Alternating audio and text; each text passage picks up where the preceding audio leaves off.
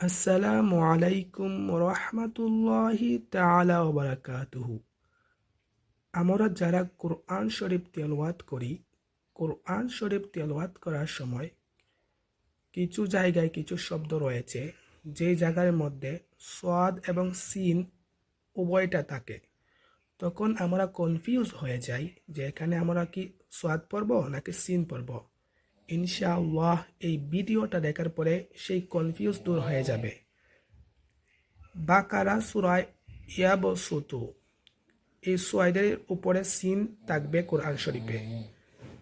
ইয়াবসুতু, এখানে সোয়াইদের স্থলে আমরা সিন পড়ব, ইয়াবসুতু পড়ব।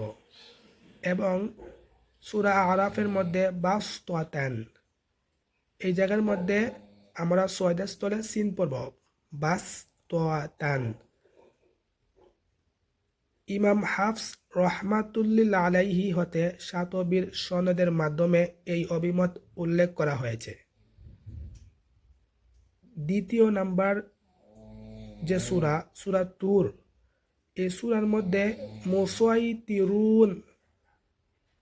মুসাইতিরুন এই সোয়াদের উপরে সিন থাকবে কোরআন শরীফে।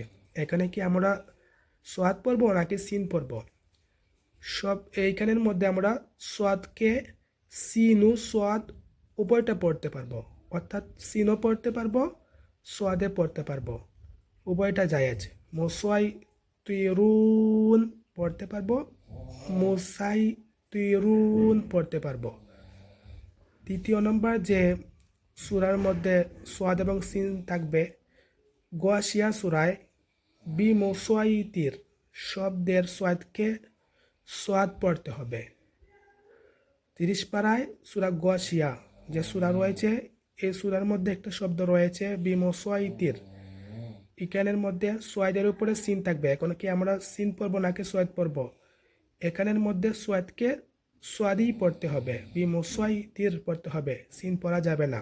অর্থাৎ বাকারা সূরায় ইয়াবসুতু ও আরাফ সূরায় বাসতাতান যে দুইটা শব্দ রয়েছে, এই দুইটা শব্দর সোয়াদের স্থলে সিন পড়তে হবে।